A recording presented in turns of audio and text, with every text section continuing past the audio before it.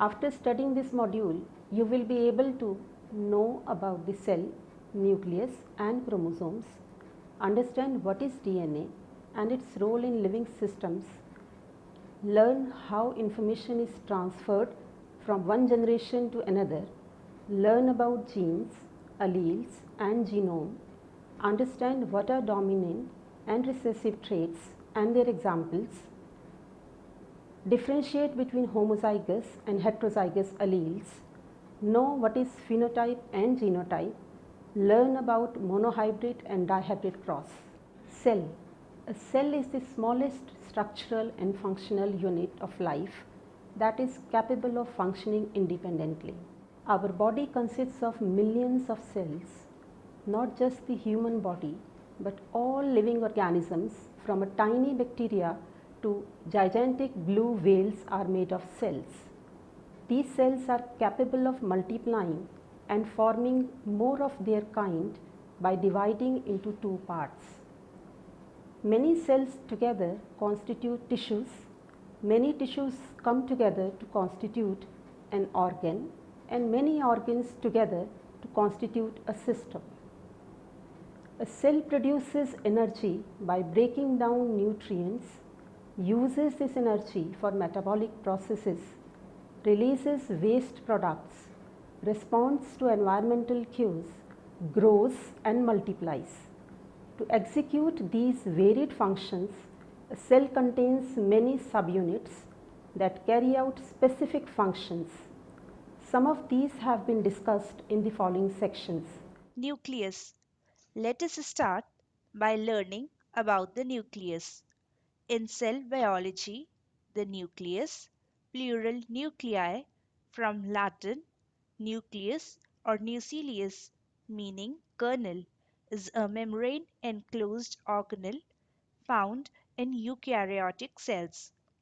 It contains most of the cell's genetic material, organized as multiple long linear DNA molecules in complex with a large variety of proteins, such as histones, to form chromosomes. The genes within these chromosomes are the cell's nuclear genome. The function of the nucleus is to maintain the integrity of these genes and to control the activities of the cell by regulating gene expression. The nucleus is therefore the control center of the cell. The main structures making up the nucleus are the nuclear envelope, a double membrane that encloses the entire organelle and isolates its contents from the cellular cytoplasm, and the nuclear skeleton, which includes nuclear lamina, a network within the nucleus that adds mechanical support, much like the cytoskeleton, which supports the cell as a whole. Because the nuclear membrane is impermeable to large molecules, nuclear pores are required that regulate nuclear transport of molecules across the envelope.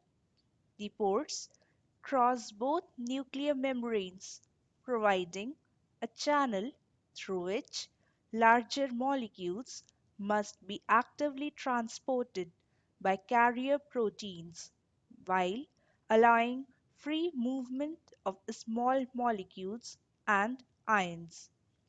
Movement of large molecules such as proteins and RNA through the pores is required for both gene expression and the maintenance of chromosomes. The interior of the nucleus does not contain any membrane bound subcompartments.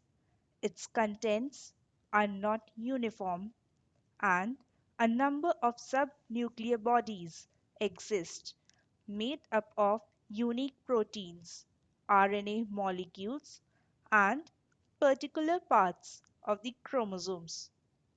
The best known of these is the nucleolus, which is mainly involved in the assembly of ribosomes. After being produced in the nucleolus, ribosomes are exported to the cytoplasm where they translate mRNA. Now we will study about chromosome. In the nucleus of each cell, the DNA molecule is packaged into thread-like structures called chromosomes. Each chromosome is made up of DNA tightly coiled many times around proteins called histones that support its structure. Chromosomes are not visible in the cell's nucleus, not even under a microscope, when the cell is not dividing. However, the DNA that makes up chromosomes becomes more tightly packed during cell division and is then visible under a microscope. Most of what researchers know about chromosomes was learned by observing chromosomes during cell division. Each chromosome has a constriction point called the centromere, which divides the chromosome into two sections or arms. The short arm of the chromosome is labeled the P arm. The long arm of the chromosome is labeled the Q arm.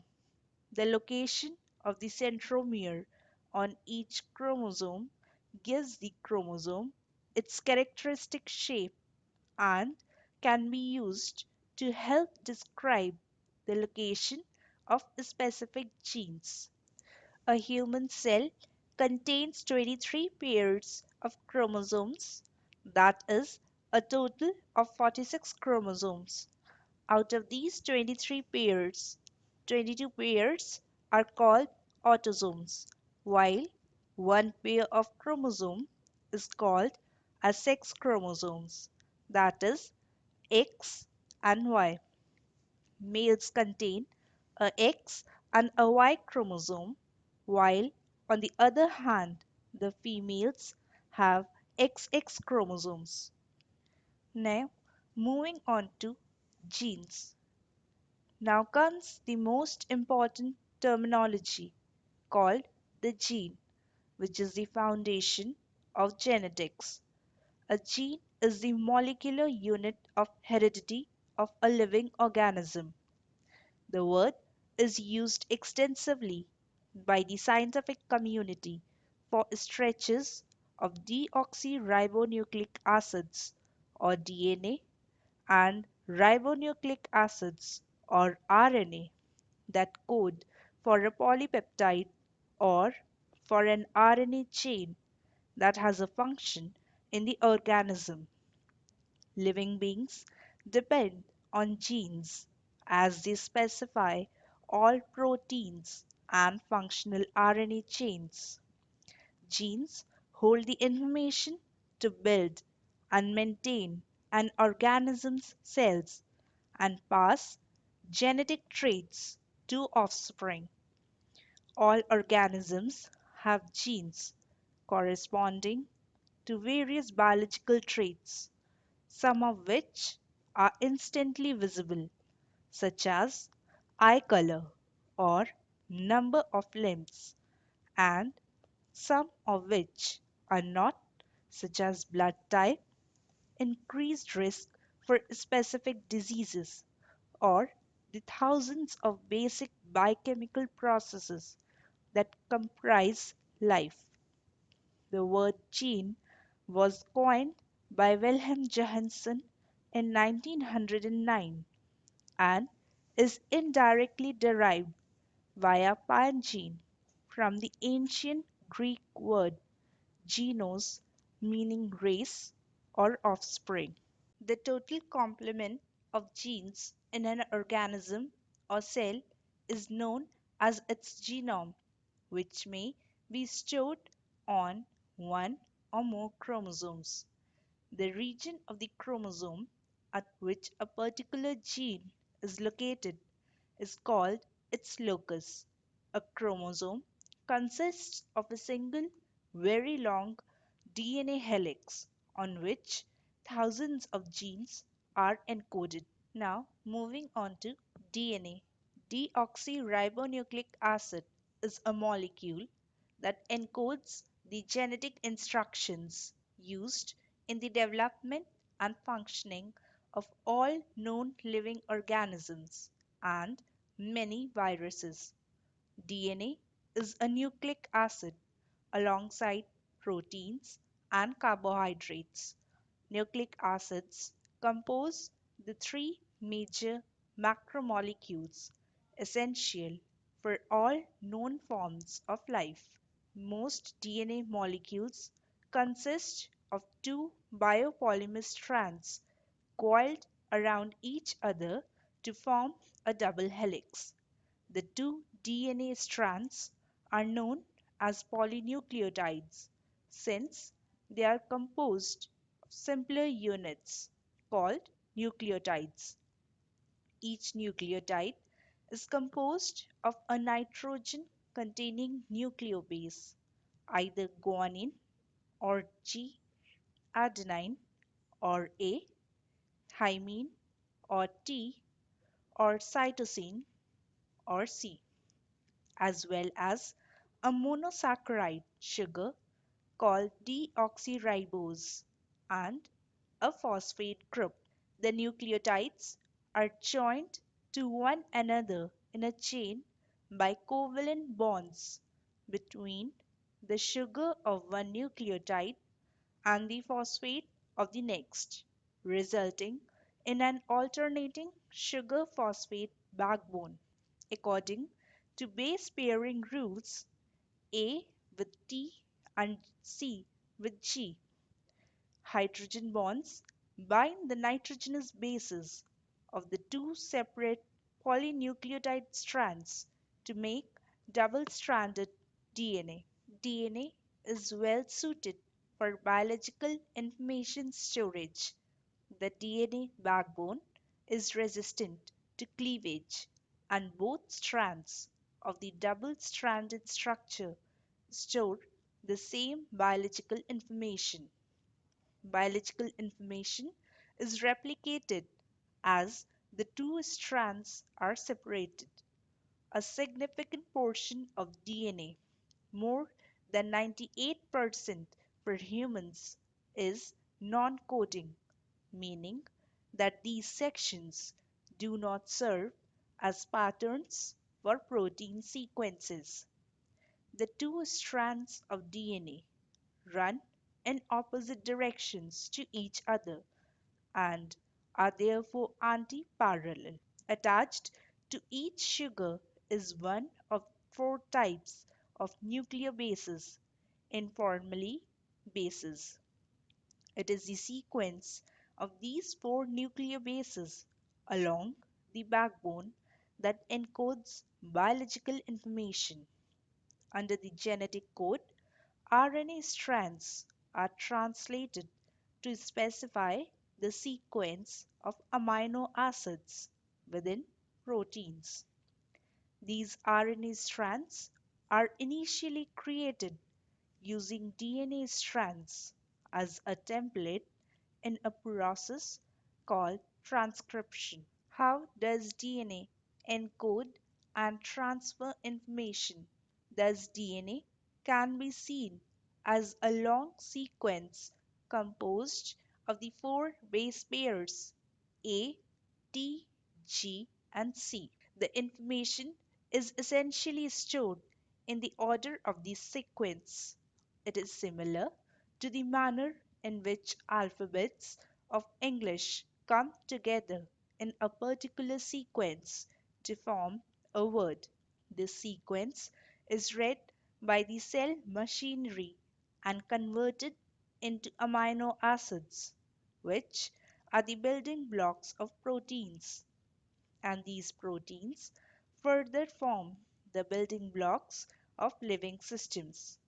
Let us understand this concept with the help of an example. Let us consider the DNA sequence G G T T T T G A T, the sequence of base pairs G G T, wherever present in the chromosome, will code for the amino acid glycine, and TTT will code for the amino acid phenylalanine.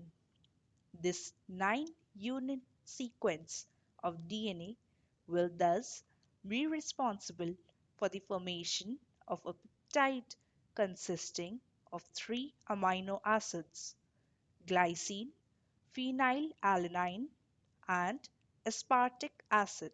Similarly, all the amino acids have corresponding three-letter base pairs called codons that signal the presence of a particular amino acid in a protein. These proteins are further responsible for carrying out all the functions in a living system. For example, the protein hemoglobin in the blood carries oxygen that we breathe to the tissues, and this oxygen breaks down nutrients, thus releasing energy. Sickle cell anemia is a hereditary disorder characterized by a deformed shape of red blood cells. It happens because the DNA of the affected individual codes for the amino acid valine instead of glutamic acid at a particular position in hemoglobin. Thus, a point change in the DNA sequence of an individual can have a huge impact on his or her health, and these changes can be transferred from one generation to another. Hargobind Khurana was an Indian American biochemist. He shared the Nobel Prize in Physiology or Medicine in 1968 for decoding that the order of nucleotides in a cell is responsible for the protein synthesis. Now moving on to allele and locus. An allele or allele is one of a number of alternative forms of the same gene or same genetic locus. Sometimes different alleles can result in different observable phenotypic traits, such as different pigmentation. However, most genetic variations result in little or no observable variation.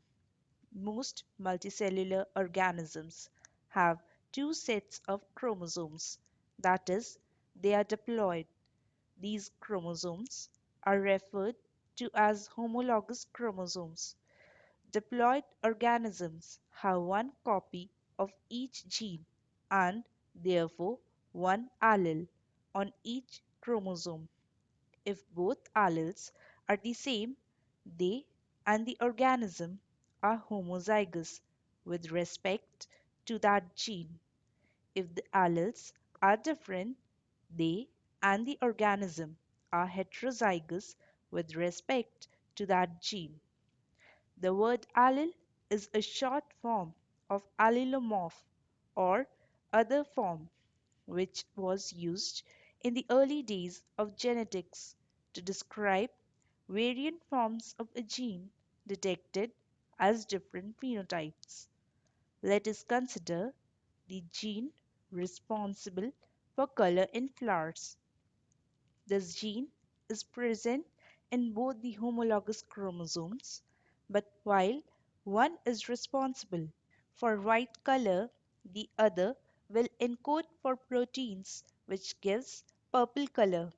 These alternate forms of a gene are known as alleles. In genetics, a locus, plural loci, is the specific location of a gene, DNA sequence, or position on a chromosome. Each chromosome carries many genes.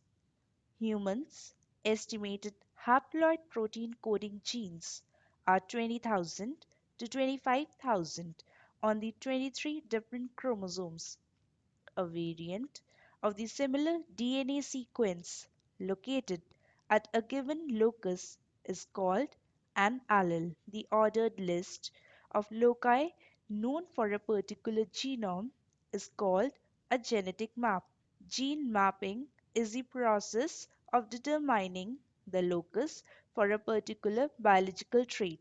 Diploid and polyploid cells whose chromosomes have the same allele of a given gene at the some locus are called homozygous with respect to that gene, while those that have different alleles of a given gene at a locus are called heterozygous with respect to that gene. Introduction to Genetics.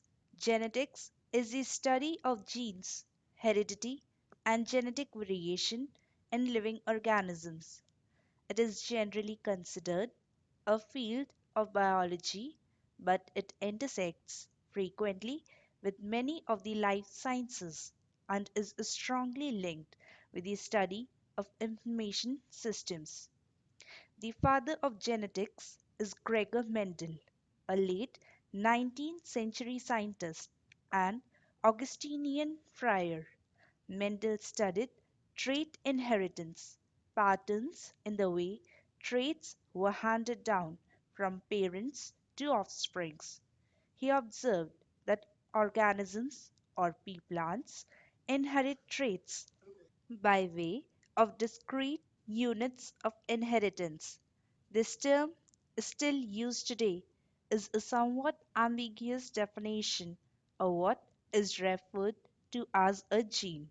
Now we will study about the genetic terminologies. First is trait. It is a variant of a particular character which is passed only from parents to their progeny.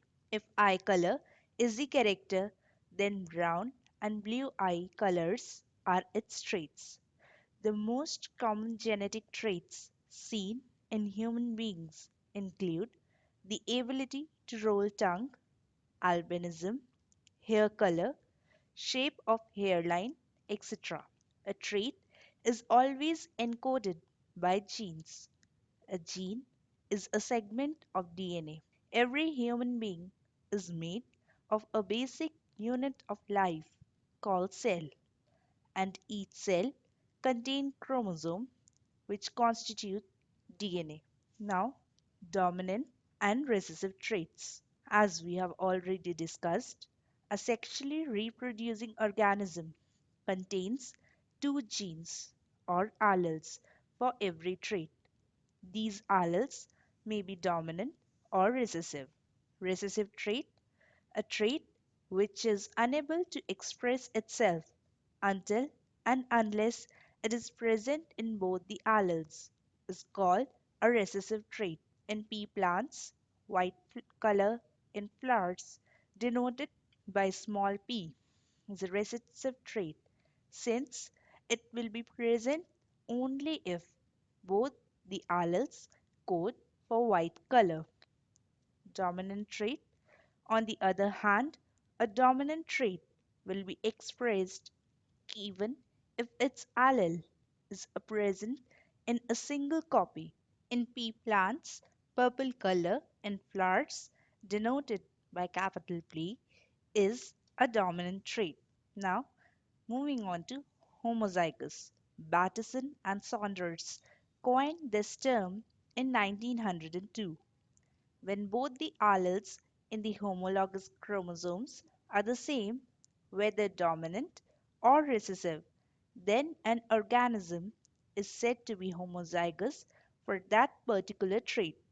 In human beings, sickle cell anemia is a recessive trait. Heterozygous.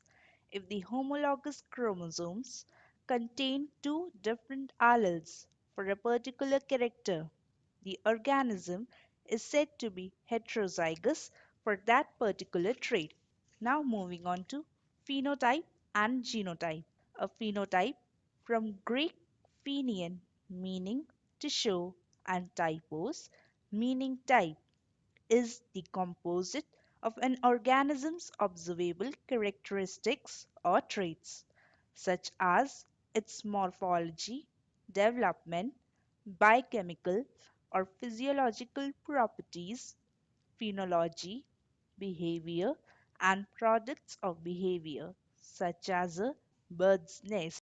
Richard Dawkins in 1978 and then again in 1982 suggested that bird nests and other built structure such as caddisfly larvae cases and beaver dams are extended phenotypes. A phenotype results from the expression of an organism's genes as well as the influence of environmental factors and the interactions between the two. When two or more clearly different phenotypes exist in the same population of a species, the species is called polymorph. The genotype of an organism is the inherited instructions it carries within its genome. Not all organisms with the same genotype look or act the same way because appearance and behavior are modified by environmental and developmental conditions. Likewise, not all organisms that look alike necessarily have the same genotype. This genotype phenotype distinction was proposed by Wilhelm Johannsen in 1911 to make clear the difference between an organism's heredity and what that heredity produces. The distinction is similar to that proposed by August Weismann, who distinguished between germ plasm or heredity and somatic cells of the body. The genotype phenotype distinction should not be confused with Francis Crick's central dogma of molecular biology, which is a statement about the directionality of molecular sequential information flowing from DNA to protein and not the reverse. Monohybrid cross, the mating between one pair of characters or cross made to study inheritance of single pair of gene is called monohybrid cross. We can depict the cross or mating in the form of a Punnett square. Suppose we wish to mate two pea plants which are identical for every trait except for seed color. Pea plant 1 has genotype YY and the color of seeds is green, and pea plant 2 has genotype capital Y and small y, while the color of seeds is yellow. The allele capital Y encoding for the yellow seed color is dominant. So the four quadrants in the Punnett square depict all the possible outcomes in the next generation. Thus, since the cross involves only one character, that is seed color, therefore it is a monohybrid cross. Next, we move on to dihybrid cross. Similarly, the cross between two pairs of characters or a cross made to study simultaneous inheritance of two pairs of genes is called dihybrid cross. Now moving on to what are generations. Now let us understand the important terminology involved in labeling generations. Capital P is the parent generation, where each parent is homozygous for the character under consideration.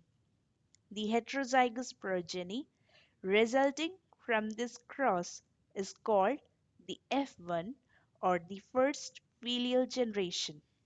When this F1 generation is self-fertilized, it results in the second filial, that is, the F2 generation. Let us now summarize what we have learnt in this module so far. Cell and its genetic components, the concept of genes, genetics and genome, structure and function of DNA, and how information is transmitted from one generation to another, the important terminologies in genetics.